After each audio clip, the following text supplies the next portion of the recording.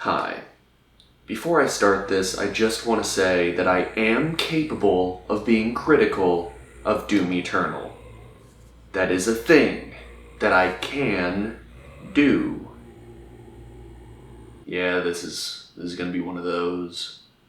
Yeah, there's been a bit of a controversy in the gamer community. And if you're watching this video, you already know what it is. We're still just reeling from that drone strike of Iranian-backed militias in Syria. To quote Dwight D. Eisenhower, "Every gun that is made, every warship launched, every rocket fired signifies, in the final sense, a theft from those who hunger and are not fed, those who are cold and are not clothed. We truly do live in a society."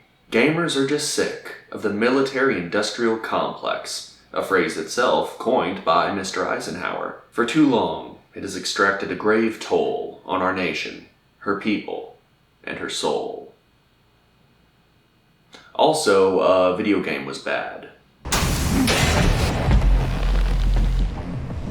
What makes Doom Eternal a regular DJ Peach Cobbler Variety Hour guest star is not that the tools available to the player are fun to use. What sets it apart is that every tool at your disposal is also vital to the combat loop.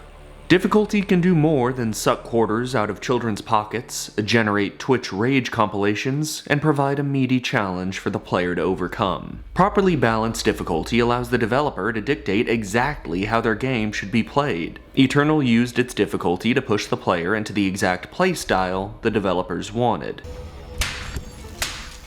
The Ancient Gods Part 1 doubled down on this design philosophy by asking more of the player. Each of your tools must be used more effectively, the increased prominence of pressure units and environmental hazards required more intelligent positioning, and the inclusion of a few new enemy types required even faster movement and more precise aiming. All in all, it was as calm and forgiving as a sloppy handjob from Edward Scissorhands.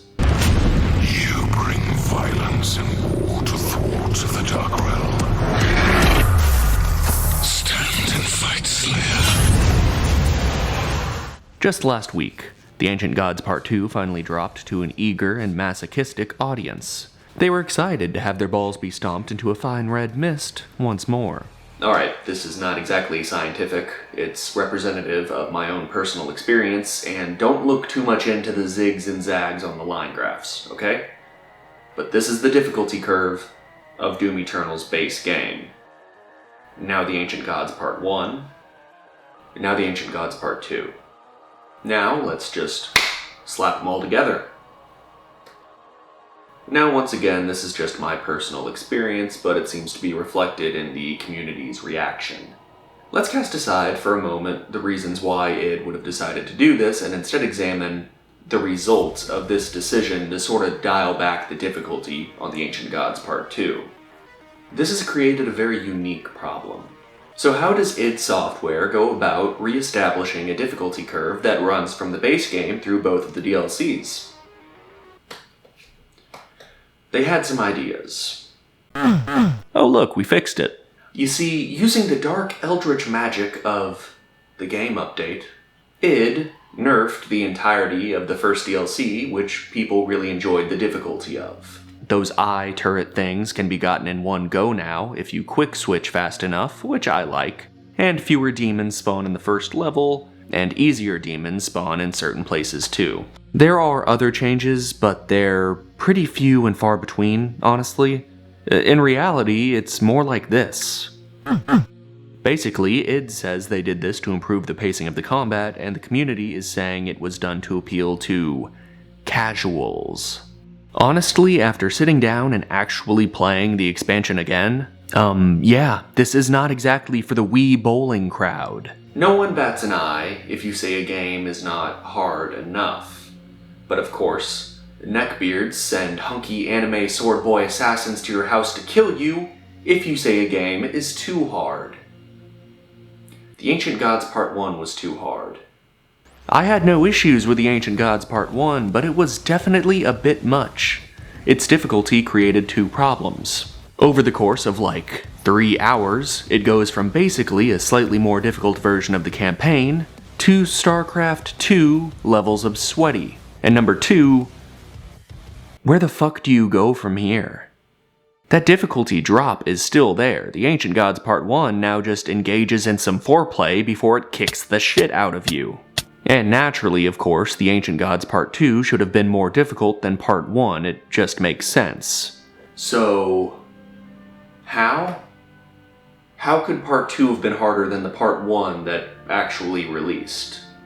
I'm serious, the Ancient Gods Part 1 was rough. It resulted in many a broken keyboard across the land. I don't think it could have been much harder. And for that reason, I would like to recommend the Corsair K70 gaming keyboard. It's got LED lights all over it, so that you can show everyone that you are the one true alpha virgin.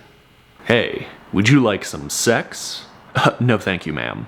As you can see, I'm a proud owner of the Corsair K70 mechanical keyboard, which has an array of RGB customization options. Wow, not only do I no longer want to have sex with you, I have now decided to take a vow of chastity, as a world in which that keyboard exists is not a world in which any sex whatsoever should be had. The Corsair K70 keyboard, created by the Catholic Church to prevent the sinful touching of your sinful bits. This keyboard is made of mithril, dude. Like, it doesn't break. It doesn't matter how hard you hit the spacebar. And also, just listen to that. That's the sound of finely crafted virginity.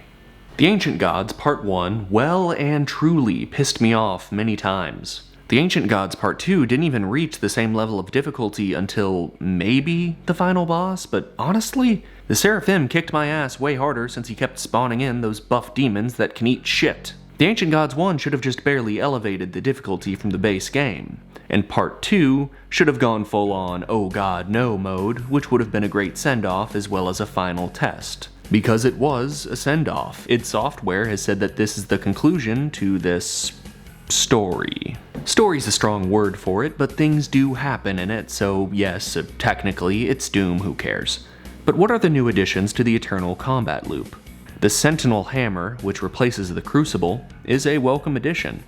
The Crucible was just a delete demon button, whereas the Sentinel Hammer can be used to farm ammo, health, armor, or all three, as well as stun demons. It's far more proactive and requires some decision making on the player's part, so well done. There's also an unfortunately very minor inclusion.